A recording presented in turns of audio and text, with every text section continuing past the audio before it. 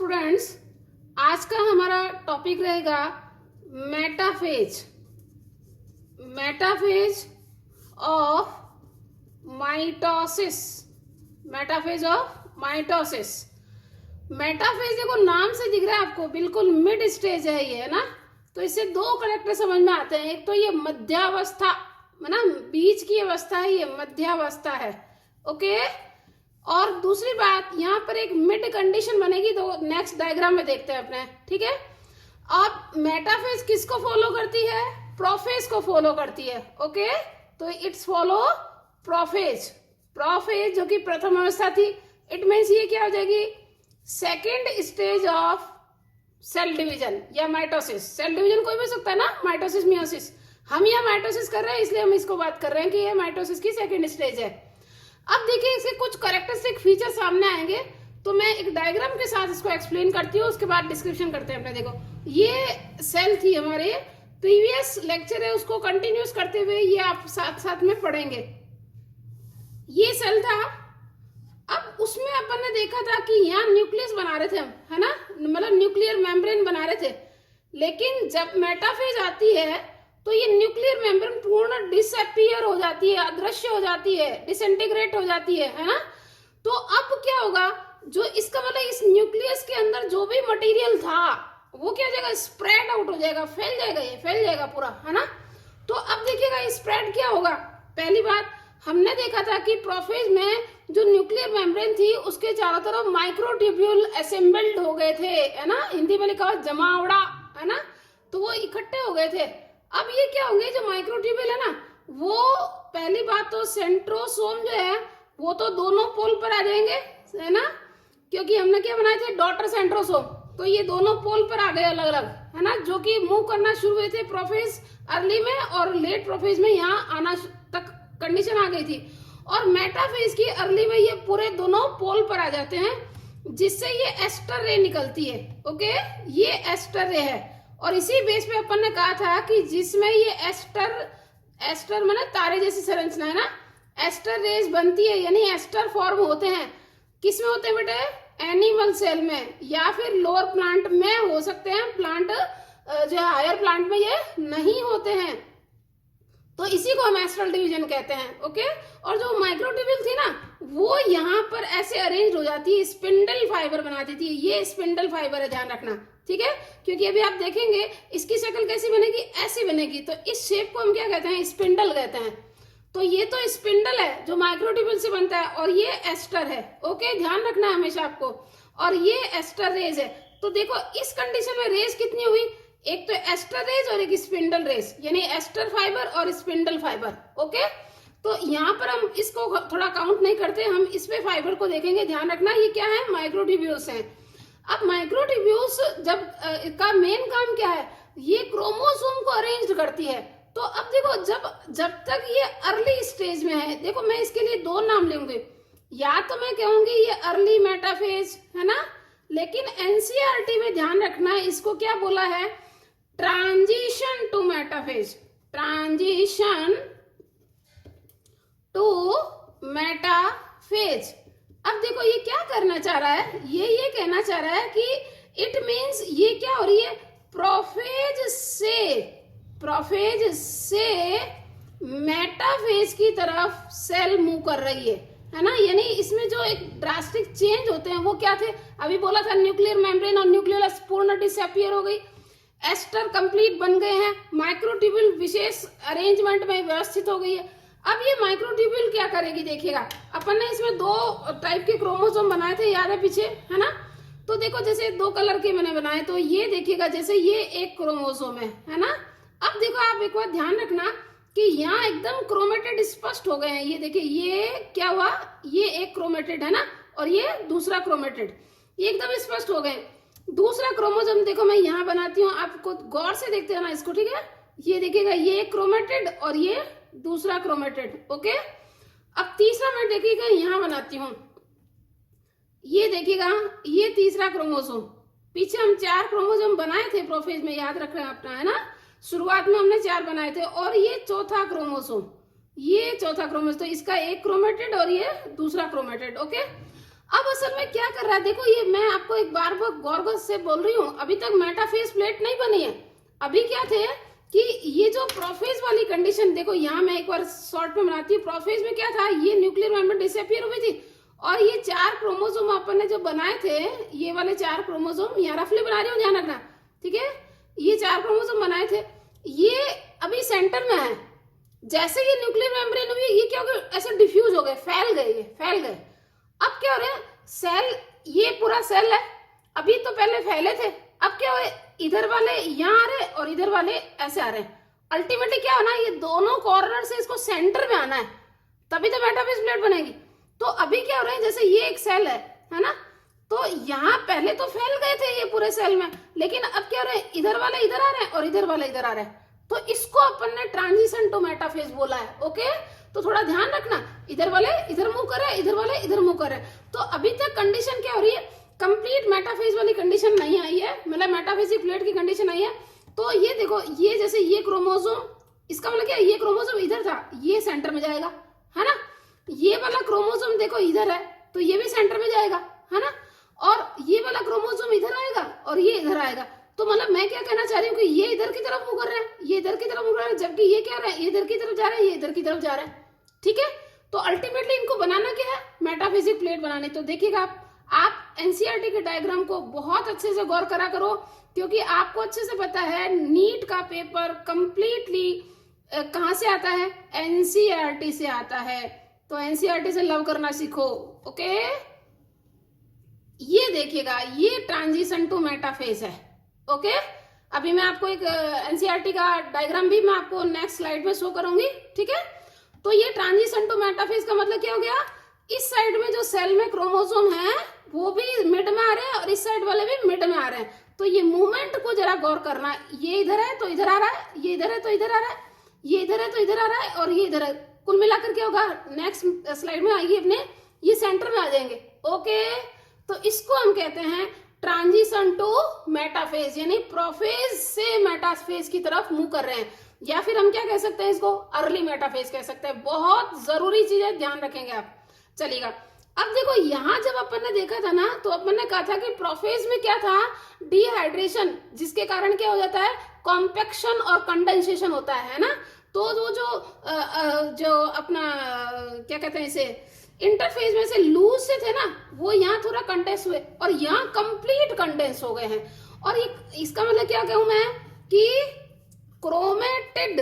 Chromatids कितने थे, 2 chromatids in each chromosome, 2 chromatids in each chromosome क्या हो गए, एकदम क्लियर हो गए, मतलब कि क्लियर अपीयर होने लगे। और इसका मेन कारण क्या था कि कंप्लीट, क्या कंप्लीट हो गया, कंप्लीट कंडेंसेशन, और मैं क्या कहूं, कॉम्पैक्शन। तो कॉम्पैक्शन का मतलब क्या होता है, ऐसे क्रोमोसोम देखो ऐसे जाल थे, है ना, इंटरफेज में, फिर ये प्रोफेज में क्या हो गया, थोड़ा कंडेंस होने लगे, अब ये क्या हो गया, एकदम टाइट हो गए।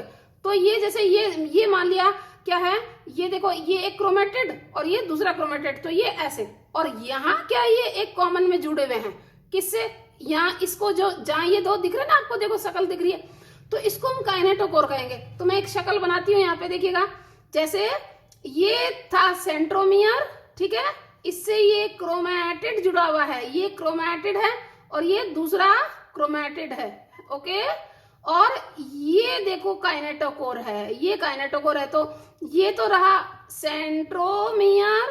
ओके, ये क्या है, ये पूरा एक कंप्लीट क्रोमैटिड और ये पूरा एक कंप्लीट क्रोमैटिड, और ये सेंटर में क्या हो गया, काइनेटोकोर, ठीक है।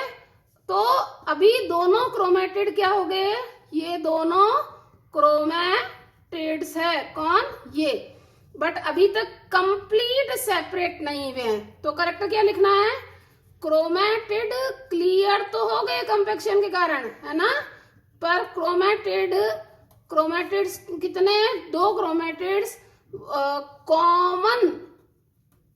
कॉमन सेंट्रोमियर से क्या है, अटैच्ड है, कॉमन सेंट्रोमियर से अटैच्ड है। बहुत चीजें ध्यान रखोगे, ठीक है।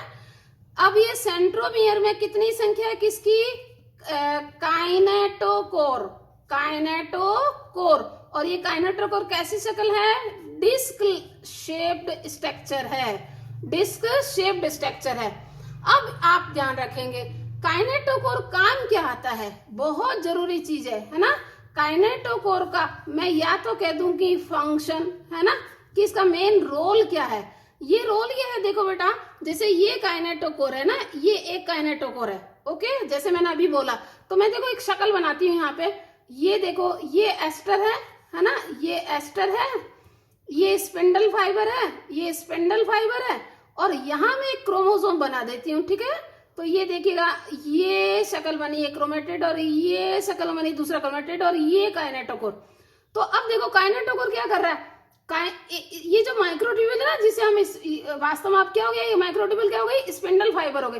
तो स्पिंडल फाइबर का एक कॉर्नर तो कहां से जुड़ा है, एस्टर से, और दूसरा कॉर्नर काइनेटोकोर से, ठीक है। अब दूसरे काइनेटोकोर से क्या हो गया, ये एक स्पिंडल फाइबर का एक कोना इधर से और एक कोना इधर से। तो बहुत जरूरी गौर करना है, ध्यान रखना कि ये जो स्मॉल डिस्क शेप स्ट्रक्चर है, ये इसका फंक्शन क्या है, ये अटैच्ड क्या करती है, अटैच्ड स्पिंडल फाइबर, और इसके कारण क्या होते हैं, अलाइंड क्रोमोसोम। देखो लैंग्वेज जो है ना, यहाँ पूरा नहीं लिखेंगे, टाइम खराब होता है, तो नेक्स्ट लाइन में इसकी लैंग्वेज लिखी हुई मिलेगी, आपको बहुत अच्छे से गौर करना है, ठीक है। तो आपको क्या याद करना है, काइनेटोकोर, जो ये देखो दो डिस्क बना रही हूं मैं जान के, ठीक है, और ये क्या है, सेंट्रोमियर, ये क्रोमेटिड और ये दूसरा क्रोमेटिड, ठीक है। तो काइनेटोकोर स्पिंडल फाइबर को अटैच करता है, स्पिंडल फाइबर का एक कोना काइनेटोकोर से और दूसरा कॉर्नर एस्टर से। इसी तरह स्पिंडल फाइबर का एक कोना काइनेटोकोर से और दूसरा कोना एस्टर से। तो इस तरीके से ये क्रोमोसोम को अलाइंड करके रखता है ना। तो ये मुख्य काम है, ओके।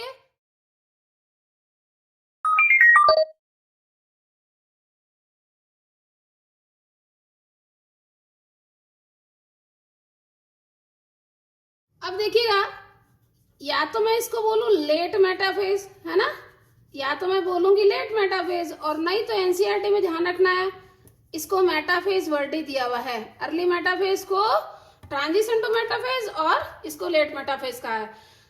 लेट मेटाफेज का मतलब क्या हो गया, जो वहां तो क्या थे कि जो है सेंटर की तरफ क्रोमोसोम आ रहे थे, है ना, यहां पर क्या हो गया, कंप्लीटली सेंटर में आ चुके हैं।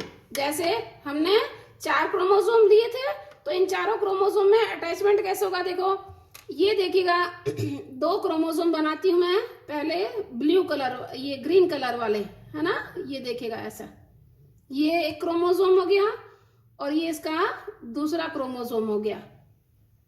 इसी तरीके से ये रेड कलर के बनाए थे अपन ने, तो ये देखिएगा ये क्रोमोसोम और ये दूसरा है ये वाला क्रोमोसोम। तो अब आप देखिएगा ये सेल का क्या हो गया, मिड हो गया, है ना, ये कंप्लीट सेल है, ये एकदम मिड में आ गए थे, ऊपर से आ रहे थे वो भी सेंटर में आ गए, नीचे से आ रहे थे वो भी सेंटर में आ गए। तो अब देखिएगा ये क्या थे, ये स्पिंडल फाइबर, ये देखिएगा स्पिंडल फाइबर क्या कर रहे हैं, क्रोमोसोम को होल्ड करके रखते हैं, क्रोमोसोम को होल्ड करके रखते हैं। और इन क्रोमोसोम को होल्ड करने में जो स्पिंडल फाइबर है, वो इसमें हेल्प कौन कर रहा है, ये काइनेटोकोर। तो काइनेटोकोर क्या कर रहा है, अटैच कर रहा है, किसको पकड़ के रख रहा है, ये स्पिंडल फाइबर को। तो स्पिंडल फाइबर ये देखेगा, ये स्पिंडल फाइबर। अब आप देखिएगा स्पिंडल फाइबर यहाँ 2 तरह के, ये तो मैं बना ही देती हूँ एस्टर, तो इसमें तो कोई डाउट की बात ही नहीं, ये तो पहले हो चुका है हमारा। अब स्पिंडल फाइबर देखो क्या कर रहा है, ये क्रोमोसोम को होल्ड कर रहा है, और ये एक पोल से काइनेटोकोर, फिर काइनेटोकोर से पोल, है ना। तो मैं ये इसको क्या कहूंगी, पोल टू काइनेटोकोर, है ना। और ये भी क्या है, पोल टू, नहीं, kinetochore to pole, kinetochore to pole, ठीक है, ध्यान रखना ये काइनेटोकोर लिखा है। अब आप इसका मतलब क्या है, ये दोनों ही क्या है, डिसकंटिन्यूअस। कैसे हैं, डिसकॉन्टिन्यूअस। लेकिन अब देखो मैं एक बनाती हूँ, यहाँ देखो ये पोल टू पोल है ना, ये देखिएगा ये क्या है, पोल टू पोल। तो ये वाले जो क्रोमो जो है कौन, स्पिंडल फाइबर, ये पोल टू पोल है। ओके, तो ये कैसे बोलते हैं, कॉन्टिन्यूअस फाइबर, कॉन्टिन्यूअस फाइबर। ये क्या है, डिसकॉन्टिन्यूअस फाइबर। ये दोनों ही बना मिलकर क्या बनाते हैं, स्पिंडल फाइबर। क्या बनाते हैं, स्पिंडल फाइबर। ये क्या हो गई, एस्टर है ना। अब देखिए ये तो मैंने चलो 4 क्रोमोसोम बनाए। अब मैं मान ली ह्यूमन का एग्जाम्पल देती हूँ है ना। तो ह्यूमन में अब आप सोचो कि ये एक सेल है ना, और यहाँ पे ये देखो स्पिंडल ऐसे बन गए। अब 46 क्रोमोसोम, जरा गौर करके देखो आप है ना। तो ये सारे के सारे यूं अटैच हो जाएंगे, देखो आप ऐसे ऐसे ऐसे ऐसे अटैच हो जाएंगे है ना। तो यहाँ पे क्या हो जाएगी, एक जैसे प्लेट बन जाएगी। वास्तव में ये प्लेट क्या है, ये देखो ये देखो ये देखो है ना, ये सेंट्रोमियर है ना, ये सारे के सारे एकदम एकदम एकदम ऐसे अटैच हो जाएंगे है ना। यहाँ देखो ऐसे ऐसे, तो ये सारे के सारे ऐसे अटैच हो जाएंगे। तो ये कैसी शक्ल बन जाएगी, डिस्क की जैसी बन जाएगी, प्लेट जैसी हो जाएगी, एकदम पट्टी सी बन जाएगी। और ये प्लेट कहाँ गई, एकदम मिड में बनती है। तो इसलिए इसको क्या कहते हैं, मेटाफेजिक प्लेट। क्या कहते हैं, मेटाफेजिक प्लेट। कैरेक्टरिस्टिक फीचर है, ध्यान रखना इसका है ना। तो ये क्योंकि ये सेल के बिल्कुल मिड में है, इसलिए इस मेटाफेजिक प्लेट है ना, मेटाफेजिक प्लेट जो कि इस स्टेज का कैरेक्टरिस्टिक फीचर है, इसको एक और वर्ड बोलते हैं इक्विटोरियल, इक्विटोरियल प्लेट। और एक्चुअल में ये इक्विटोरियल प्लेट क्या है, ये साइट ऑफ साइटोकाइनेसिस है ना।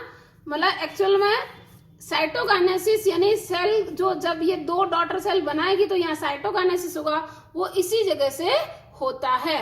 ओके, तो ये मेटाफेज के कैरेक्टर हैं। तो अब क्लियर हो गया, वो थी कौन सी, ट्रांजिशन टू मेटाफेज, और ये क्या है, मेटाफेज कह दो और चाहे लेट मेटाफेज कह दो, एक ही वर्ड है। ठीक है, तो ये इसके की फीचर थे कि क्रोमोसोम तो काइनेटोकोर, क्रोमोसोम का काइनेटोकोर किससे जुड़ के रखना, स्पिंडल फाइबर से, स्पिंडल फाइबर से।